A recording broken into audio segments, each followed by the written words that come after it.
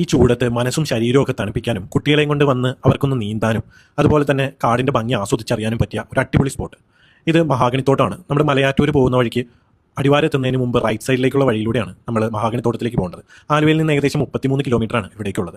ഇവിടുത്തെ പ്രകൃതി ഭംഗി അതിമനോഹരമാണ്. ഒരുപാട് സിനിമയ്ക്കൊക്കെ ഇവിടെ ഷൂട്ടിംഗ് ലൊക്കേഷൻ ആയിട്ടുണ്ട്. മഹാഗണിത്തോട്ടത്തിലേക്കുള്ള എൻട്രി രാവിലെ 8 തൊട്ട് വൈകുന്നേരം 4:30 വരെയാണ്. 5 മണിക്കുള്ളിൽ നമ്മൾ കാടിൻ്റെ ഉള്ളിൽ നിന്ന് പുറത്തേക്ക് കിടക്കണം.